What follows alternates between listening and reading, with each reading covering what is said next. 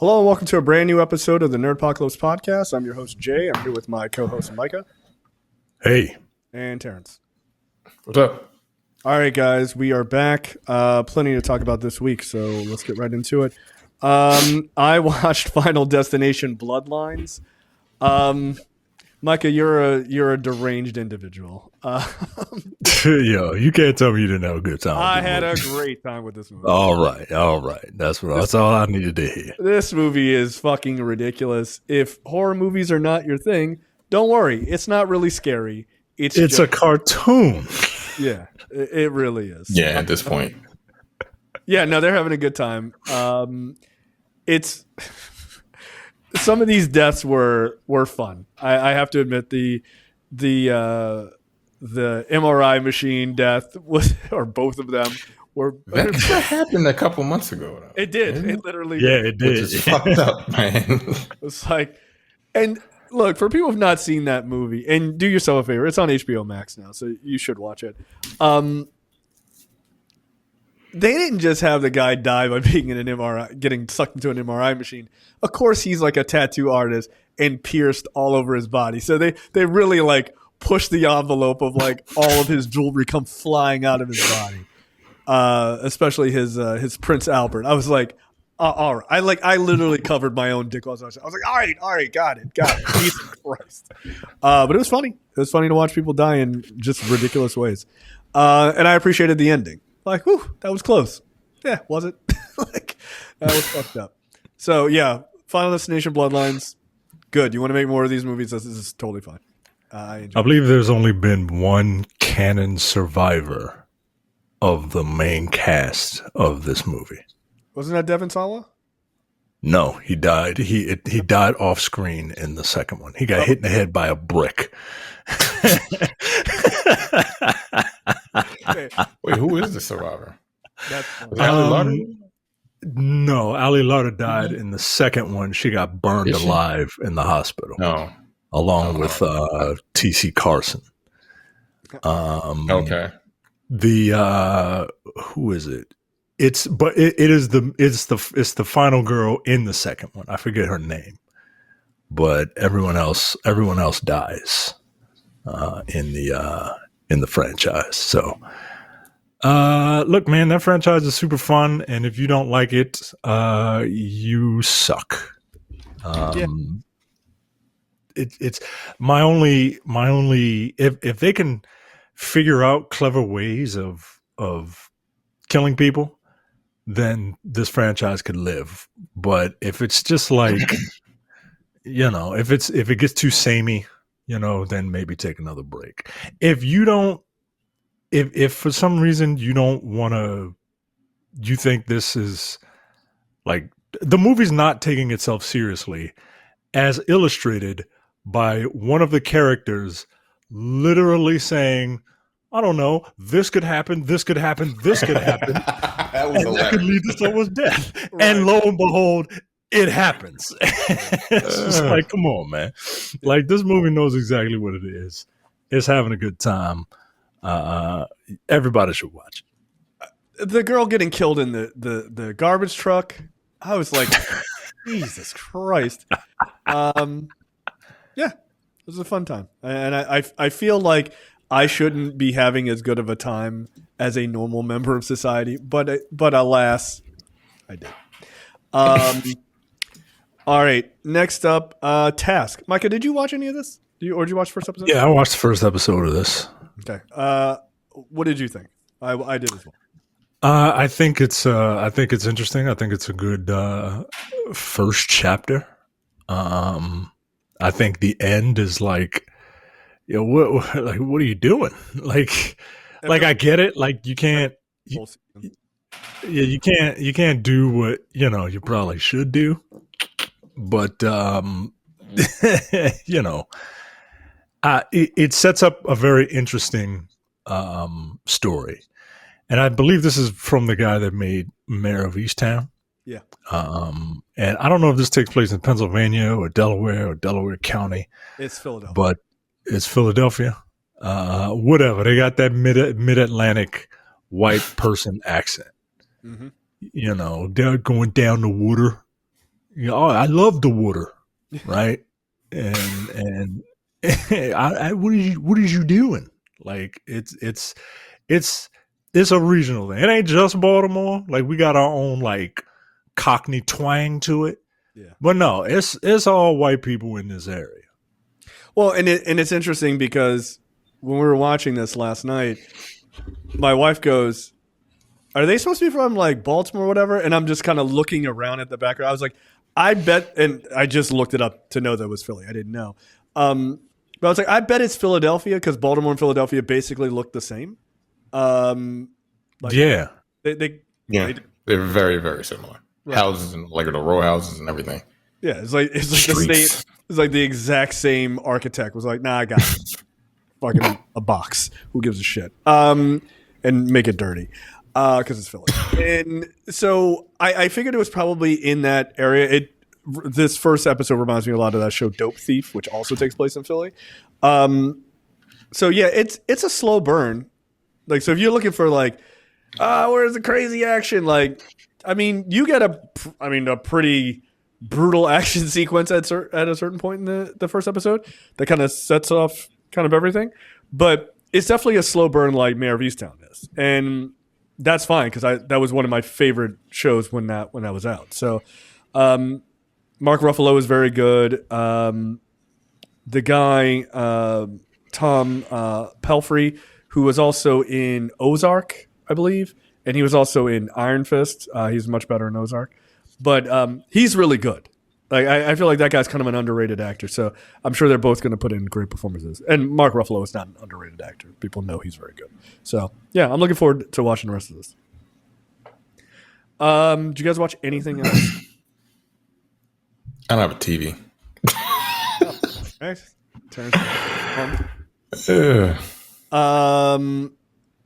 All right, so let's just move into topics. Micah, take it away. For some reason, a bad movie is getting a sequel. I mean, that's not necessarily news, right? Like a lot of bad movies get sequels. But a movie that you've never heard of is getting a sequel. It's called The Last Witch Hunter, and I guarantee you don't know who it stars, and you don't know what it's about because you didn't see The Last Witch Hunter. That's fucked up. Maybe I didn't see it, but I did know who was in it. All right, I didn't see it. What the fuck is the point? I saw who starred in it, and that's why I did not see it. He's related. I was like, I'm good. So this movie, this is a I had to look it up. It's an American fantasy action film. Oh yeah. Starring one of our powerhouses of acting, Vin Diesel. We all know that Vin Diesel is a big old nerd. It's a big old dork. Loves his street sharks. Vin Diesel was his D&D name. Really fits into that world. Vin Diesel. So he wanted to do his D&D name. That's what that's that was his D&D. Is that for real? Yep. Yeah. Oh, that was his D&D name. His name's Mark.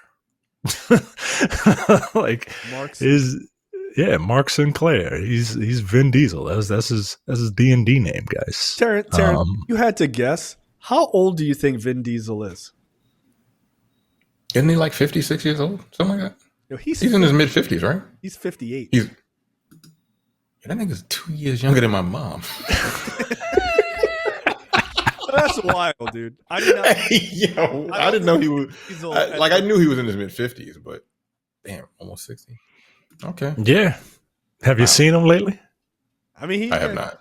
He's aging. Is he like somewhat appropriate? Is he not working out? Well, then nothing has changed. Oh.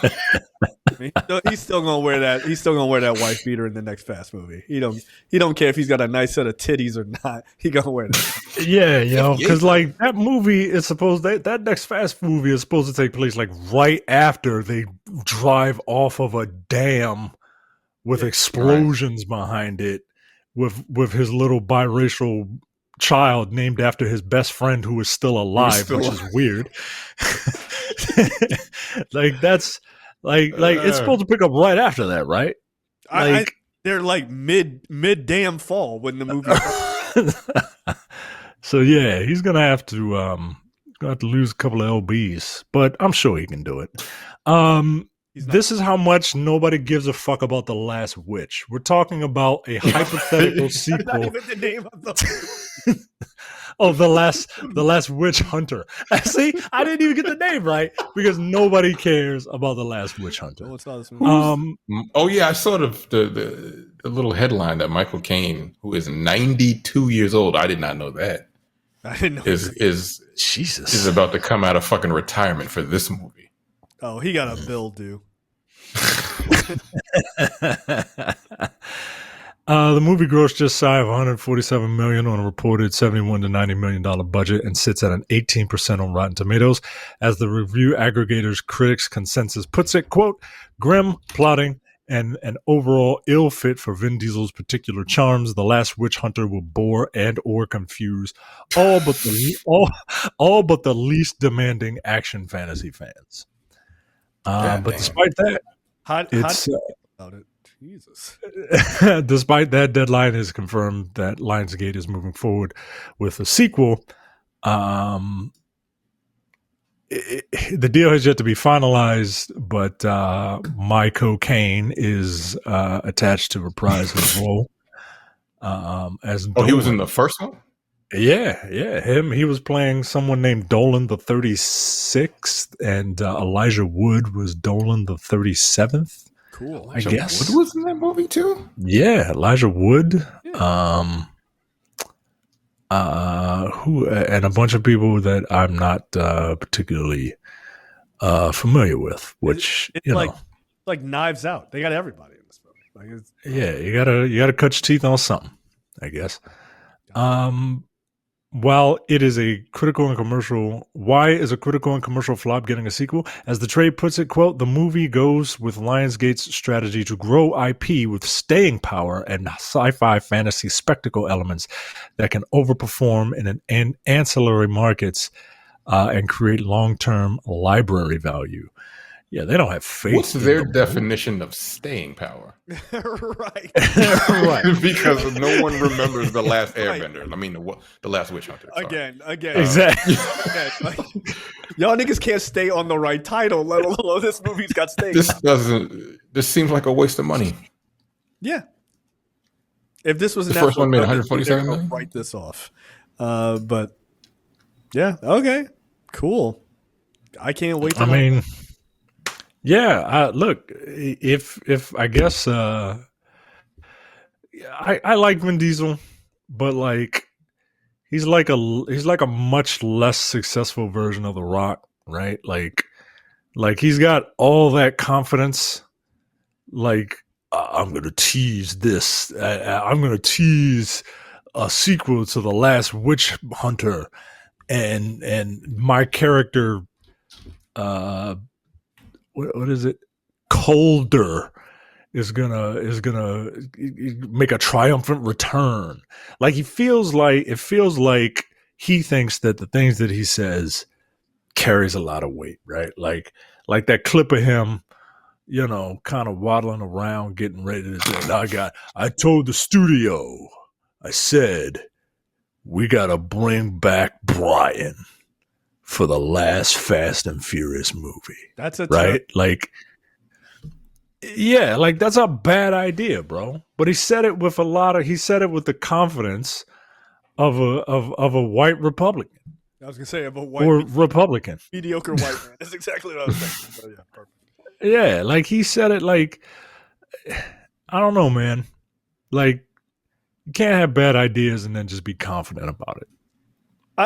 I feel like it's because that franchise has made a shit ton of money that he thinks that he can make another like Fast series out of anything that he's in, and that feels really, really overblown to me. I don't think that's true at all. What do you think made the Fast series work? Right, like clad women and cars go fast. Cars go fast. But for 9 movies, Colors of Benetton, because they had the diverse cast. Right. Everyone had their fucking representation in those movies. Yeah, no, but that's real. From the beginning. Yeah, I think that's Yeah, and our representation was Tyrese and Ludacris as a computer hacker. I don't have a problem with Ludacris, but Ludacris as a computer geek, is a hard pill to swallow for me. Well, I mean, that's it. And look, I make fun of Tyrese, but like he's consistently the funniest thing about those movies. He is. And I the ones that he isn't in, like they're missing a little something. You know what I mean? I was gonna say it. Say these movies suffer for it.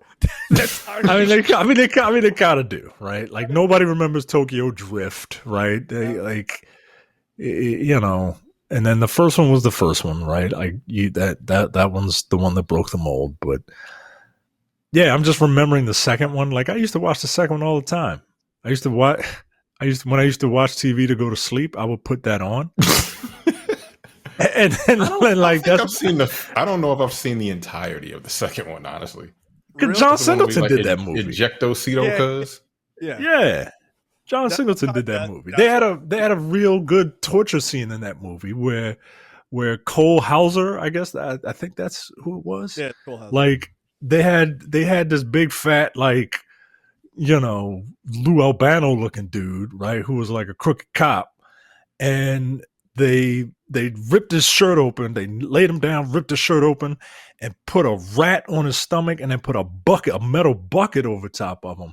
And then they heated the bucket up so that the rat would scratch into the guy's stomach. I was like, God damn, bro! Like, I've never seen that in another movie. Yeah, maybe that was the movie I saw it in.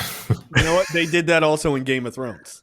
Like that was the thing that they did. Is that what I saw? Maybe that's what it was. They put a rat in a bucket and like they starved the rat and then tied it to you. It was like, yeah, best of luck. But what came first? That's a good question. I guess.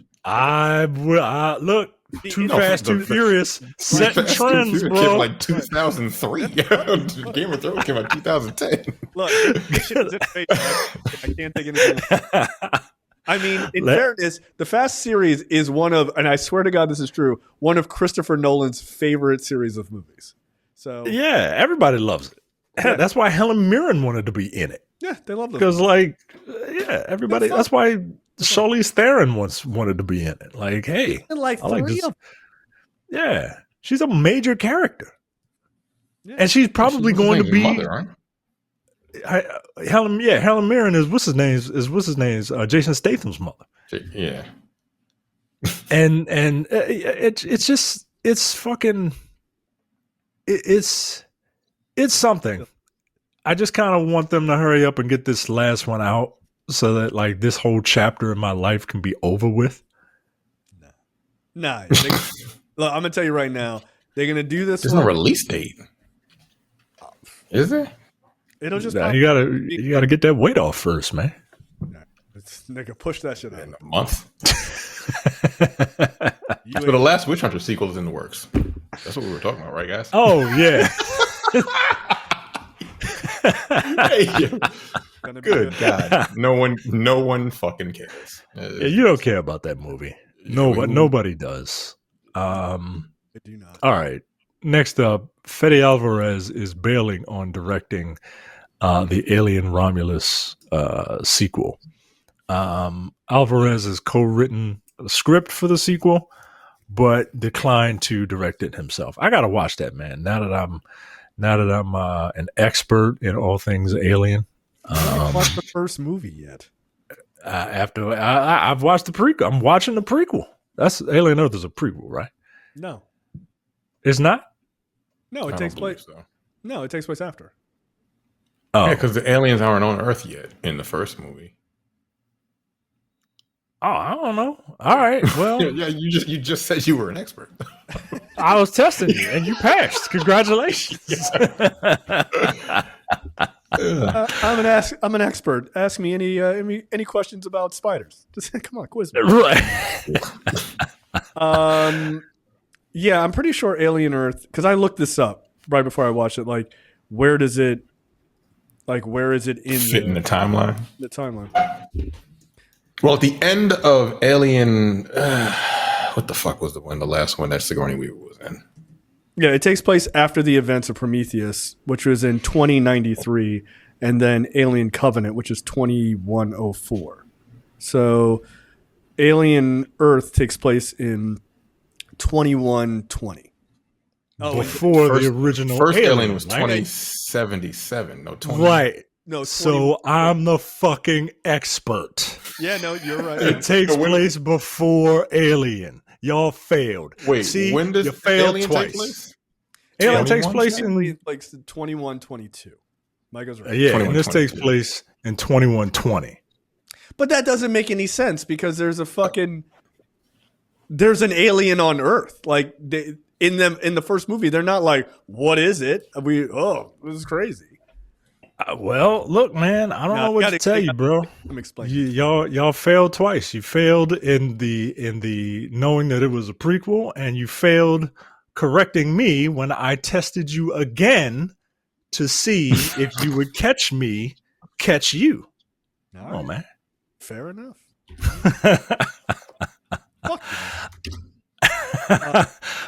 Fede Alvarez. Aliens. Wait, that's dumb. Like, they don't even know what the fuck they're doing with the franchise at this point. Like, really? Have you watched Alien? Whatever. Nah. I think you would like it. To be honest, I think you would. It's really, really good. It really is.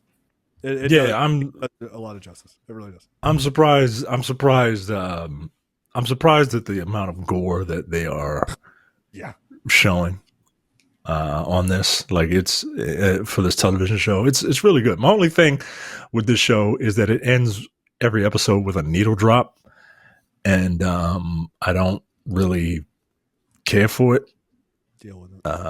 Like episode 5, which is an amazing episode of sci-fi horror television, ends with like a Smashing Pumpkins song, and I don't know.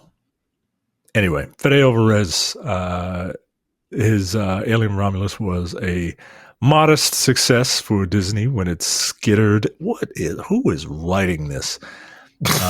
Into theaters last year, earning the kind of reviews and probably more importantly, the kind of box office receipts that usually make a sequel a natural step, unlike the Last Witchbearer or whatever. And indeed, the studio greenlit one pretty much immediately, tapping Alvarez to write some new, presumably very goopy adventure. Is there a word count? I'm reading along like, who wrote this? Is terrible. That's really Like the writing from Christ. It's very, very, very, very, very good. All right. Basically, he's writing it, but he's not directing. What are your opinions on this? You've both seen this movie. I would try to see it before next week to give you the definitive view from an expert. But are you necessarily worried, or it's too early, or what are your opinions on this? Well, you're the I loved Romulus up until the last 20 minutes. So, but I loved the way it looked because it had like the old aesthetic. The script was fine, right? I mean, the script wasn't amazing. He had to add he put basically everything from every Alien movie into Alien Romulus. So if he does that again, but with a different director, it depends on who's directing it. I don't know. This timeline is kind of pissing me off, though. I'm looking at Alien timeline, and it's kind of pissing me off. Like 2093 is Prometheus. I don't know. When is it going to take place? Before Aliens? After Alien 3? When does Romulus take place? Right before Aliens. Not right before Aliens, but 30 years before Aliens. Yes. Okay. Before the sequel. Correct. Yeah, before Ripley. No, this is fucking bizarre. So in Alien, it was 2122. She defeats the first alien they ever see, but they already saw one on Earth 2 years prior. Again, it doesn't make any sense. Right. And then between them finding her for Aliens 3, Alien Romulus takes place. I mean, for Aliens, Romulus takes place in 42. Yeah, because that's the thing. Like, Alien Earth is only 2 years before Alien. Yes. Like, it'd be one thing if it was, like some of these timelines are like, jumping multiple decades. But I don't know. Yeah, so aliens, I'm sorry, this is really making me mad. So Alien Earth takes place almost 60 years before Aliens. But they've never seen the xenomorphs on Earth. Is that what they're saying? Well, and that's okay. So that's my question: is I'm not caught up on Alien Earth. Well, does the xenomorph? I guess my guess is the xenomorph never makes it out of the ship. The ship crashes onto Earth. There's a bunch. Of is it the ship from like Covenant or something? Or is this a different ship? This is a different ship, and it crashes onto Earth, and the alien and somebody survives that crash, and they are looking for all of the alien species, not just the xenomorph, but like all the creatures. Oh. Which is, by the way, that's one of the cooler things is the other aliens that are on the ship are equally as terrifying. And bro, if you don't like eye shit. I do not like eye shit. Well, there's one that's just a big old fucking eyeball of death. Which is cool. Cool. It's a cool alien design. Like, it actually looks very dope. And it fits sort of the aesthetic of the universe too, right? Like, it doesn't look wildly out of place. So I'm wondering if the xenomorph is contained by Weyland-Yutani, and then that's the reason they keep sending these poor schmucks out to space to be like, find more shit to get murdered by, right? And they keep, Weyland-Yutani is a fucking classic corporation. They don't give a fuck about their employees. So if they're like, cool, like, let's see if we can make money off of it or whatever unscrupulous shit, then that would make sense in the timeline that the other, like, these workers and shit have never heard of this. Or it also, now that I think about it, would make sense why the robots or the synths, they're always like sketchy as fuck to be like, why don't we mix this with human DNA? You're like, why would they do that? Because they already know all of this information, and these poor fucking space mechanics don't. So maybe that's so again, I need to catch up on Alien Earth, but that would actually make sense. But I just assumed this was in the future. But okay, like, today I learned. But the show's really good. Like, the show really works, and it introduces some shit in the Alien franchise that have not existed before. Man, yeah. So there you go. Fede Alvarez, writing, not directing New Alien. I'm actually really looking forward to watching that now that I'm actually into that. I really slept on this franchise. I have no idea why. You're scared.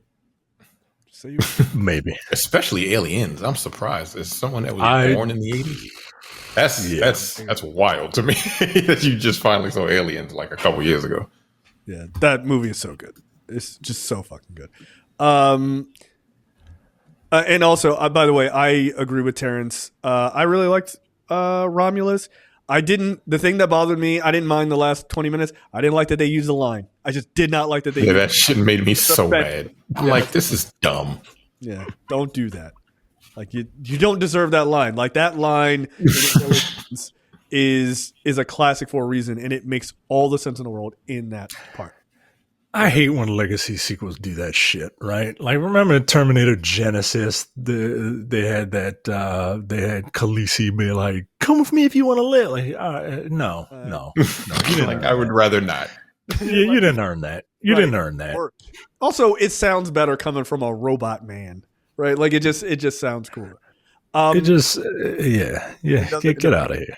The only time I will give a pass that I've seen it done pretty well is in Prey, when the brother and sister are talking and they're like if it bleeds we can kill it, but they're speaking they're speaking this like Native American language or whatever. It kind of worked in that scene. It didn't feel ridiculous, and it was kind of like, all right, but because he earned it. You know what I mean? Yeah, they were like fighting for real. Right, like they earned it. She just rolled up one day, like, "Come with me if you want to live." Like, no, get out of here, get out of here. Go back to burning villages for no reason. Get out of here. All right, next up. Tom Holland trolled the internet to find out what fans want from his new Spider-Man movie. Miles. Yeah, I think. Holland said he's been actively sifting the internet for Spidey dreams, then bringing his findings to Brand New Day's producers in a move that we're going to have to go ahead and take on faith won't end in a version of Spider-Man who fights K-pop demon. Who's writing this? Who is writing this? It's not funny. It's not. I don't even know what it means. That was all right. A popular movie now with the youth. So Tom Holland said he's been searching the internet to find out what people want from his next Spider-Man movie. I mean, you're filming it, dude. Like, are you still doing that? Like, I don't know, man. Holland was talking to Lad Bible. I don't know about next year's Brand New Day, in which he'll return to the role of Peter Parker after a few years away, and mentioned that he's basically been crowdsourcing. I almost said crowdsourcing. Good Lord, I'm stupid, man. Crowdsourcing ideas. I didn't think crowdsourcing was one word. Yeah. Crowdsourcing ideas from the online hordes of his fourth leading role in the character. Specifically, quote, I have been actively sifting through the internet trying to best understand what it is that the fans want from a Spider-Man movie, which is a bad idea. Holland said, noting that the fruits of that research have made their way into pitch meetings for the film. Quote, that's been my driving force in these pitch meetings. I think the producers at times were like absolutely sick of me, but I think it's really important because we make these movies for the fans. Okay, this is basically like the in-ring wrestling promo of like, we do it for the WWE universe. Like, no, you don't. No, you don't. Like, shut up. You need to do it to tell a decent story. If you get the fans to be like, I want to see Gwenpool. Like, what? Like, huh? Like, I want to see Rocket Racer. Like, fans don't know what they want. They just want something good. Yep, that's it. I think this potentially could backfire for the most obvious reasons. Is that a lot of fans, especially fanboys very specifically, are dumb. And they don't know the difference of what should go into a movie and what looks good on a splash page on a comic book. They are not the same thing. I heard a quote from, what was it, Grant Morrison. It was like, we don't need to appeal to fanboys. They don't matter. It's like, you know what? You're 100% correct. Like, you don't have to just appeal to the most hardcore people who are writing about Spider-Man on the internet. That's probably a bad idea. I mean, they're the worst people to try. Yeah, they're the worst people to appeal to. Can you imagine if they did Star Wars based on what fucking Star Wars nerds wanted? They'd be like, all right, we're going to make the same movie over and over and over again for a million years, and they're going to still complain about it. Like, no, fuck off. Do I think maybe some action sequences or like, hey, it'd be cool if Spider-Man like fought this one character? Okay, sure. We've given out suggestions or whatever, but I don't need you to listen to me. I really don't. And I don't need you to listen to people who are probably dumber than me, which is an impossibility some days. So I'm good. I'm good on that. Just write good stories. Here's an idea. Why don't you bring in comic book writers who've written excellent Spider-Man stories? Ask them what they think. And then pay them. Don't just give them a street name as a little hidden Easter egg. Like, pay them. Yeah. No, give me some money. Like, and by the way, that's what all comic book movies should do. Hey, we're gonna do a movie featuring Fantastic Four and Doctor Doom. Cool. Bring in the writers who have done those most successful stories, if they're still around, and just get their input. Like, yeah. Be like, or like some of the more egregious ones are like, hey, here's the Winter Soldier. This version of Bucky Barnes was born 15 years ago. The guy's still around. Yeah, like, don't give him a special, like, hey, special thanks at the end of the 15-minute credits. Right. Like, no. Wait a minute. Yeah. Just come in and be like, what do you think of this script? And be like, yeah, I would change X, Y, Z. Look, you don't even have to take their suggestions.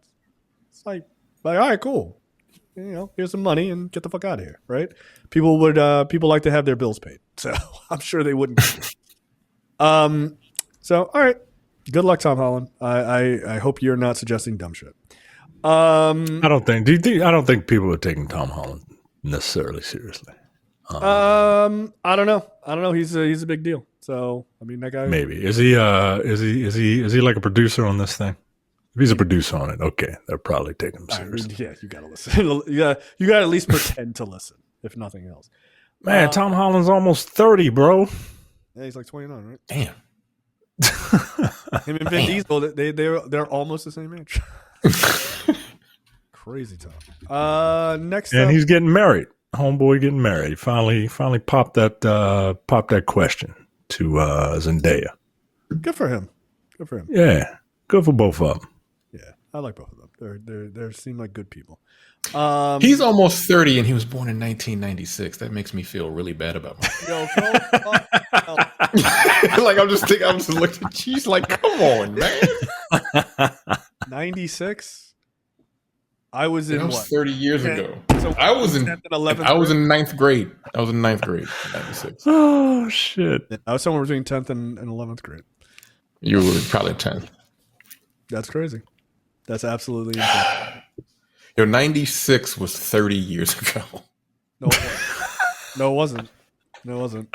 Wow, that's fucking crazy. As far as I'm concerned, 30 years ago was the 1980s. Was what, 1980? Perpetual time. Next up, Benny Safdie is reteaming with The Rock for a movie called Chicken Man. And this apparently is the real reason The Rock is the same size as me. So following the success of their film, The Smashing Machine, Benny Safdie, he won the Silver Lion. I guess that's some sort of award at the Venice Film Festival. They announced after a 12-minute standing ovation. They announced that they are going to be doing. I'm not 12 minutes. Go fuck yourself. Stupid. They're just happy to be there, and 12 minutes. I'm not happy to be anywhere for 12 minutes of standing and clapping. Like, that's. I don't even believe that. 12 minutes. Did those people that really stood up and clapped for 12 minutes for a movie? I don't believe it. I think it's a bunch of bullshit. Look. I would normally agree with you, but let us not forget that there are people, adult people, who clap when the planes land. Those people exist. So anything is possible. And they're done. I'm gonna do something real quick. Honestly, though, I don't necessarily fault the people who clap when the plane lands because they probably thought they were going to die. You're sitting your ass down watching a movie. Like, get out of here. That's like clapping at the end of a regular movie in a theater. Like, no. Like the Rock's not here. Like, you don't have to clap. I'm going to clap. Get out of here. Are you doing 12 minutes? Yep. I'm starting right now. Go ahead. We can continue. Very famous. I'm gonna just do this. I'm gonna just do this for that 12 minutes. You just let me know. You just let me know. Oh, you want to work out, nigga? Like, is that what I'm just gonna do this and see how long I can last. Oh my god. Yo, this is ridiculous. In the morning. This is ridiculous. All right, I'm not doing that. I'm not doing it. I feel weird. It was 28 seconds you lasted. Nigga. All right. You got a whole 11 minutes and 30 seconds left. No, fuck that. That's weird, man. That's very weird. That's bizarre.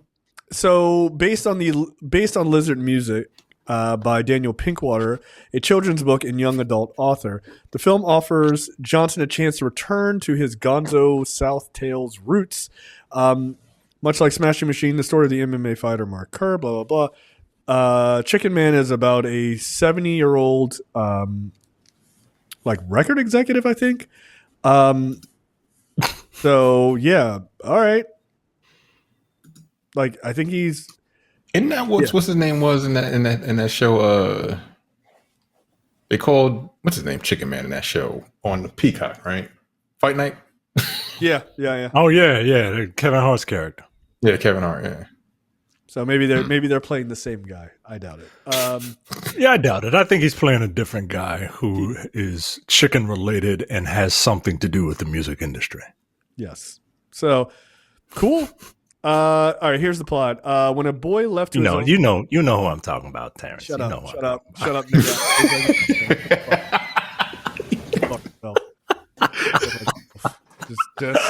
Just go fuck yourself. I swear to God.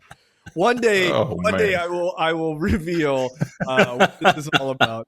That day is not today.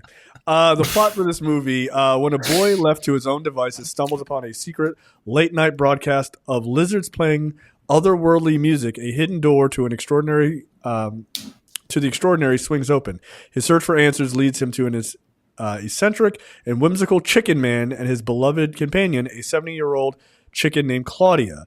Two kindred spirits who have also glimpsed the impossible. All right, I'm out. I don't even know what any of this means. Feels like I should be high.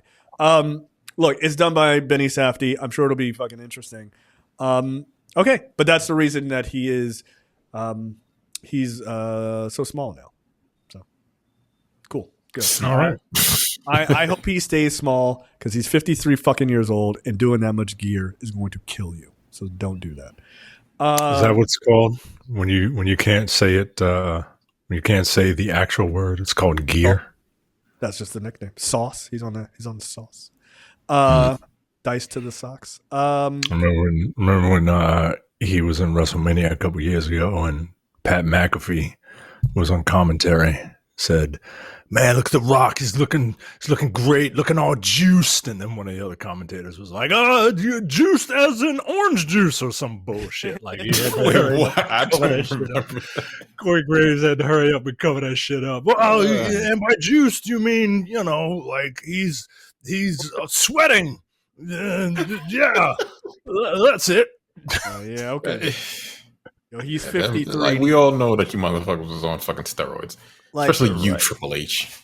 Oh, yeah, come on, bro. I just work out real hard. I'm sure you do.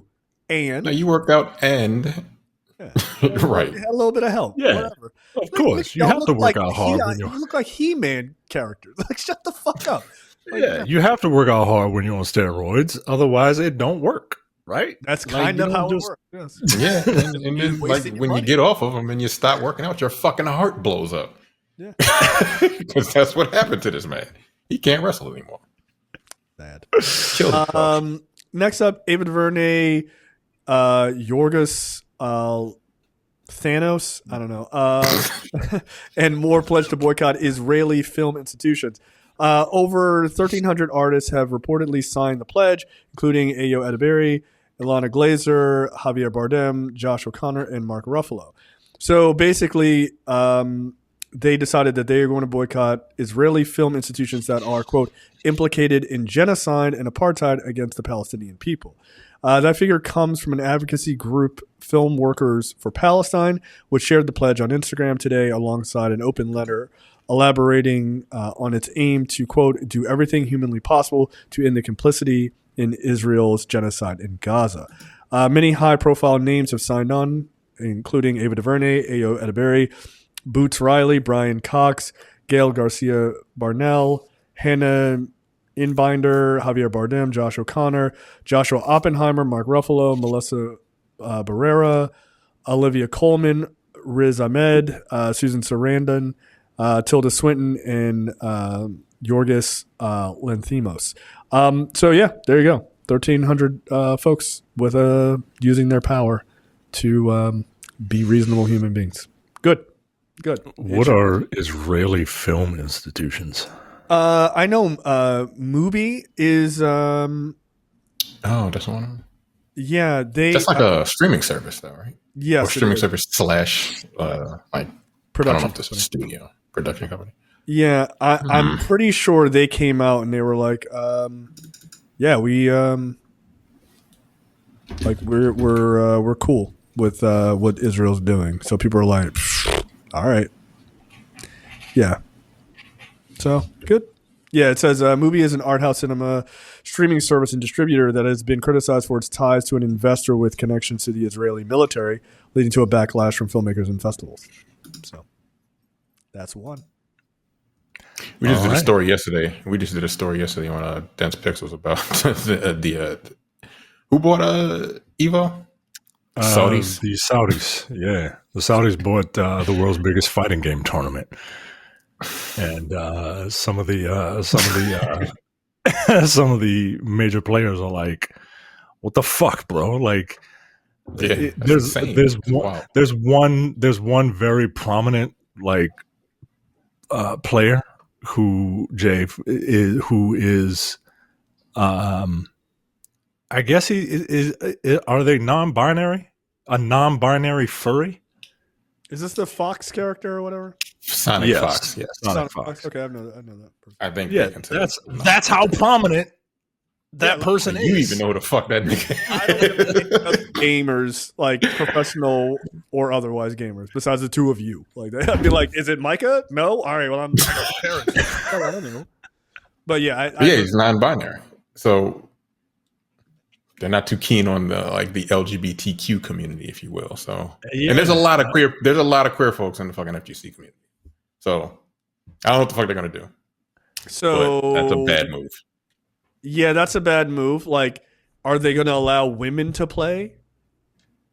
That's the other thing. Are female characters allowed in games anymore? Like, female character, because when the WWE goes to fucking to Saudi Arabia, they gotta all the women cover up.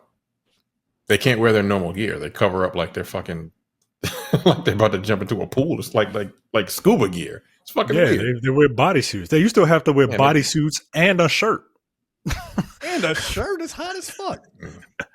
Yeah, sweating. Yeah, that should. But that's actually another good question. Like, I remember when ESPN televised Evo that one year, they had to like patch in some censorship for Armika.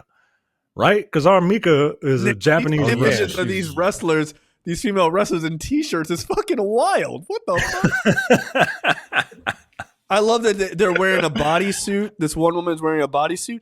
Yo, you can see every nook and or cranny. What the fuck is the difference? All right, this is stupid. But are they gonna like are costumes gonna be banned? Right? Like, what if some Chun-Li player? I mean. Right, because there's a lot of jiggle physics in some of these games. Mai is in Mark of the Wolves, so maybe. That game is basically owned by they own fucking SNK now too. So, but she has an outfit that's Saudi approved. She's got the neck down. Yeah, religion is so. That's interesting. It's so dumb. That's dumb. Your religion won't let you see a bunch of hot women's midriffs. You fucking clowns. Who signed up to that? I believe what you want, but you don't want to. You don't want to see. Oh, that's funny. Come on, man. You go home and beat it like a crazy person. Like, oh, she was wearing a t-shirt. Oh. You niggas watch the shit on TV every week. That's the dumbest shit. Like, they can't be dressed like that. How do you know about wrestling then? How? You watch them in the same outfits day in and day out. That's nothing gets on my nerves more than the idea of like getting over on God. God knows everything, but like he won't notice if I'm watching it on a Tuesday, watching SmackDown with my pants off. Shut up. God's watching too. He's like, wow, why is she wearing a bodysuit? They're ruining this. Now this is some clown shit. Yo, we're having them in t-shirts and fucking jeggings. This is fucking dumb. They don't have to do that one. They just wear the full bodysuits now. Yeah, they just wear the full bodysuits now. But yeah, the full bodysuit and t-shirt was fucking wild. Yeah, I have both images up. That shit is fucking stupid. But even the full bodysuits is silly because it's skin tight. Like, oh, you don't want to see any body parts. Nigga, I can see everything. I mean, all right. But some people can pull it off, though. Atheism. Jay could pull it off. I could pull it off? Cool. No, not what? Jade. I was I'm about to say, what the fuck? When you said, I thought you said J too. I was like, whoa, what? No, get out of here. Get out of I mean, here. I'm in shape, but I don't know if I'm going to be wearing whatever the fuck these women are wearing. Seems a little odd.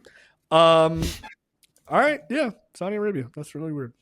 Yeah, right. But this is pretty good. 1,300 artists. We were talking about something completely different before. It should, because it should be all of them. It should be all of them because like genocide is not cool, and It's wild take from Terrence. right. Genocide is bad.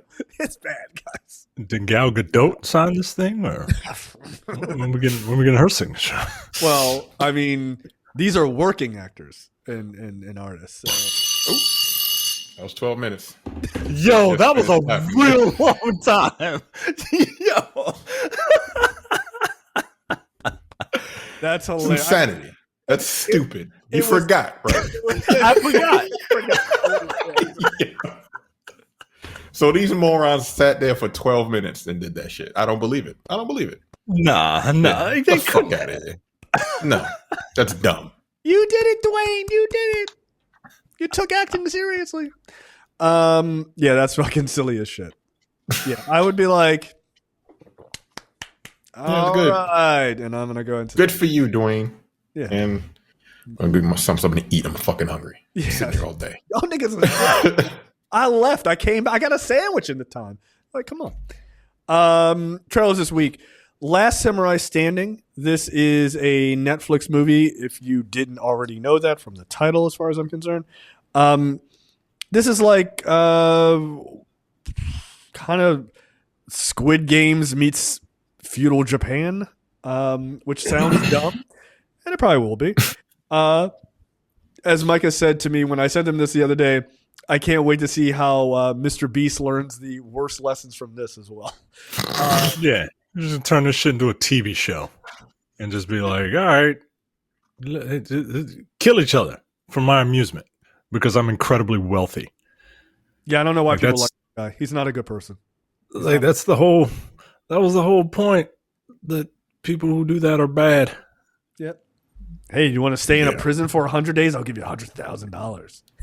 Wouldn't it be awesome? I'm starving to death and I'm having night terrors. Yeah, but you get money. Fuck that guy.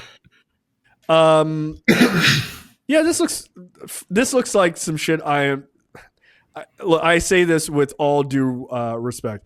This is the type of chop-sucky nonsense I like. Because this looks fucking ridiculous. It looks ridiculous. Let the games begin, and then they're just fighting with samurai swords. Don't samurais have honor? These guys are just battling it out. Like, this is awesome. Yeah. Is chop sake offensive? I don't even know anymore. I feel like it is, but I feel like it's funny. It's funny. But usually funny shit is very offensive sometimes.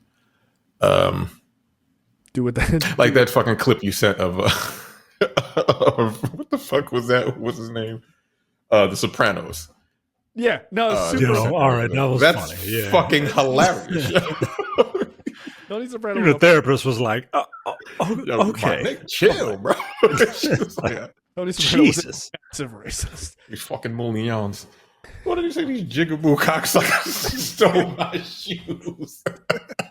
It's not funny, but it's hilarious. I'm sorry, it's just funny. It's just jigaboo is a funny word. I'm sorry. It is a funny word. Don't say that, people. You're not allowed to say it. Yeah, but it's funny. Yeah, look, if you watch this trailer for Last Samurai Standing, the one thing I will say that was very cool is how they did the music and they timed some of the music beats with the trailer. I thought it was really kind of fun. When you see him go one-on-one, close up against that guy with a sword, that show was dope. So definitely go back and watch the trailer. Yeah, but this looks like nonsense. This is the most classic stupid shit that's on Netflix. I'll watch it. November 13th. That's fine. I'll fold laundry while I'm doing it. Next up is Die My Love. This is a wild fucking trailer. It gets really fucking weird. It's with Robert Pattinson and Jennifer Lawrence. This looks interesting. It's Grace and Jackson, a young couple who move from New York City to Jackson's rural childhood home in Montana are in search of a quieter life. As they adjust to their new surroundings and become parents, Grace begins to struggle with feelings of isolation and psychological distress. Her deteriorating mental health gradually drives their marriage into unsettling and unpredictable territory. That's the premise of this movie. Yeah, this looks super fucking interesting, and I don't know where this goes, but yeah, I noticed one thing. It said the studio behind The Substance. I was like, I mean, immediately it's being distributed by Mubi. So yeah, You want to watch it? Like, I'm not an artist. Look. I ain't saw this shit. Look, according to Terrence, genocide is bad. All right, like, it's bad. It's hilarious. No, this looks good. Look, this looks good. Look, I'm obviously pro not supporting genocide, so I'm going to steal this movie. That's how I look. I'm going to download it. That'll show them. So no, in all seriousness, this looks good. It looks interesting. I'm not a huge Jennifer Lawrence fan, but I'm a Robert Pattinson fan. So, but I like seeing actors like try something different. So if it's something different and interesting, sure, why not? So Batman is okay with genocide. Is that what you're saying? I mean it tracks, right? I mean, Batman's a psychopath. I mean, Batman beats up, crackheads. Like, that's his whole thing. You got a dime bag and you're going to end up in traction, right? Like, that's the whole Batman ethos. Right, but even his main villains, they're all just crackheads. Like they are. The Joker's a crackhead. Like, look at him. Like, he's a crackhead. The Penguin, the crackhead. Like, get the fuck out of here. Oh, I got freezing powers? That's what a crackhead would say. Get the fuck out of here. Next up, Dust Bunny. This just seems like a drug-addled fever dream of a movie, which sounds cool. The film follows an 8-year-old girl who asks her neighbor for help to kill the monster under her bed who ate her family. And it gets fucking weird. And Mads Mikkelsen is Brian Fuller. Yes, yeah, that same Brian Fuller who did Hannibal. So I gotta see it. Is this distributed by Mubi as well? Is that a problem? It doesn't look like it. Yes. Okay, this is like I'll watch it. I mean, I'm glad he's doing this. Looks fucking nuts. Yeah, I'm glad he's doing a movie, and this isn't a series, because there was a series we'd never gonna finish. Right. Just stick to movies. Like, you're very, very good, but you don't finish your work. Like, you're not a completionist, to say the least. Okay. So, and Bison's in it. Nice. Yeah. That guy's going to be the best part of that movie. You watch. I mean, that movie's going to be fucking terrible. Yeah. It's going to be that cast. Oh my God. What? Yeah, no, it all makes sense. That movie. It all makes sense. I mean, it's going to be fucking great. Roman Reigns does kind of look like, he does kind of look like Akuma a little bit, but like he don't do karate. so how the fuck does that work? Is he going to do fucking clotheslines and arm bars?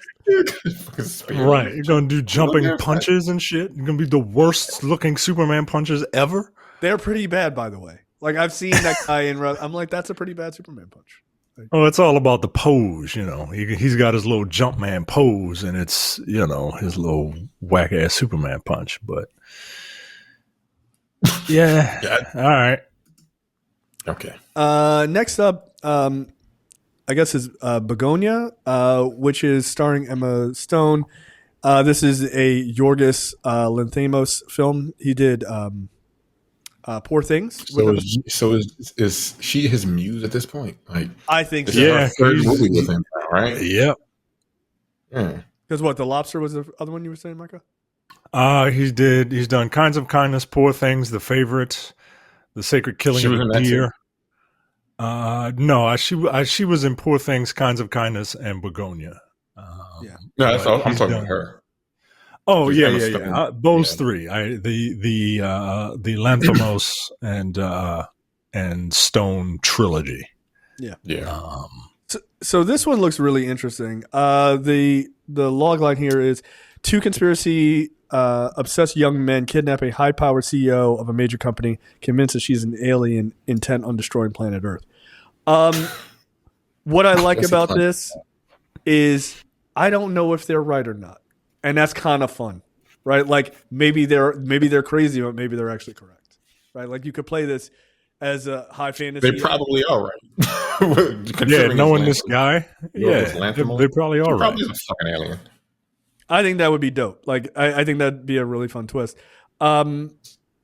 She's like Emma. The funny thing is Emma Stone is one of those actresses that made so much of her name in doing like mainstream shit, and then like you see her do stuff like this, and you're like, why did you even bother with that? Like you're so much better of an actress, doing like really kind of wild. You got to make money. Yeah, you do. You know what I mean? Didn't she? But she won an Oscar, didn't she? Or she was nominated for Poor Things. Yeah, I think Did so. she win? I thought she won for that. Yeah, I think she won actually. Yeah. So yeah, I mean, if I'm him, I guess it's like, yeah, get the band back together. It's like, okay. It's like you made your name, right? You made your name. You played that Japanese woman in Aloha, right? You played. Yeah, I forgot about that. You played Peter Parker's love interest, right? You played Gwen Stacy, right? Like you got your Spider-Man money. Now they can do, cool weird shit. Yeah, this looks like Robert Pattinson. Yeah, he had his Twilight money. Yeah, I can do it thought like because I'm actually a very good actor. Right. Surprise, surprise. Yeah, but it's nice seeing these kind of big name actors try doing stuff like this. I think it's dope. I mean, she clearly is not even, and I wouldn't even put her in the trying category. She's like super nailing it. So that's dope. Last but certainly not least, Wake Up Dead Man, a Knives Out mystery. This is the 3rd Knives Out movie. I think it's just supposed to be a trilogy. I don't think we're getting anything after this, but I guess it all depends on what that money looks like at the end of the day. So Benoit Blanc is back. He returns for his most dangerous case yet in the 3rd darkest chapter of Rian Johnson's murder mystery opus, starring Daniel Craig, Josh O'Connor, Glenn Close, Josh Brolin, Mila Kunis, Jeremy Renner, Kerry Washington, Andrew Scott, Kaylee Spaney, and Daryl McCormick, and Thomas Hayden Church. Is this his first movie since his accident? Jeremy Renner? Yes, I think so. Yeah. Nice. He had that TV show. I don't know if new seasons of that were done post his accident. So Josh Brolin's character is like a priest or what have you. He dies, and then that's the mystery of like, how did this guy go into like a little confessional box and get straight murdered? Who knows? I love these movies. They're really fun. Yeah, I'm gonna watch it. Yeah, I like them. Yeah, these movies are super fun. It's already been at the Toronto Film Festival, and people who have seen it say it's great. And you can tell when Netflix like cares about a movie because hey, here's this stellar cast, and we're gonna put it in theaters for like 2 weeks.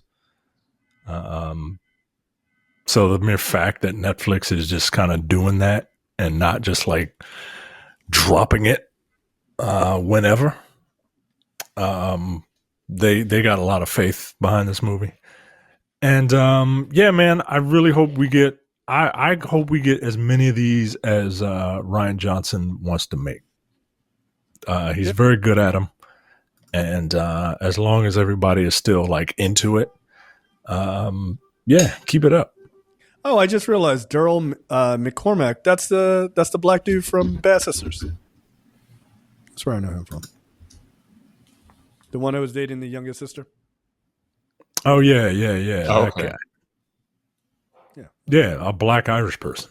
Yeah, there's like 4 of them. It's like when we didn't know about black Scots. Yeah, really. What? I ain't know. I ain't never seen them niggas before. Right. Oh, okay. Here's What? I'm over there. Make yourself known. They're like, sorry. Why? Right. Leave us alone. Like, we don't worry about us. Leave us the fuck alone. We don't need the heat. And then Andrew Scott from Fleabag. I always enjoy that guy in anything he's in. He's very good. And also Thomas Hayden Church is great. So yeah, this is a pretty stacked cast per usual. So yeah, we need more mystery movies. Enough of those like Agatha Christie movies. I don't give a shit about those. But no, enough of those mystery movies. Yeah, we need enough of these those mystery movies. Yeah, not the classics. Get out of here. Well, look, they put your girl in that. Your Wonder Woman over Gal there. Gadot. Yeah. Enough champagne to feel denial. To feel denial. She died. She was the victim. Thank God. Oh. Yeah, she was the victim. Thank God. She's dead. Let's do Jesus flashbacks. Christ. Let's not do any flashbacks. Let's just move. They did a couple, but Yeah. Gross. You can watch Thursday Murder Club if you want a mystery. You said that Watch shit was that. bad. You had no confidence in your voice talking about that shit last week. Yeah, it's good, guys. You should it's got stuff in it. It's a movie, TV show. Come with me if you want to watch a mid movie. Like, okay. I'm good, thanks. All right. Any other thoughts before we get on here? It's a very short show. No. I'm going to bed. All right, there you go. Mike is going to bed. Oh, right. It's way later here. Or there. All right. Later, guys. We'll see you next week. See ya. Take it easy.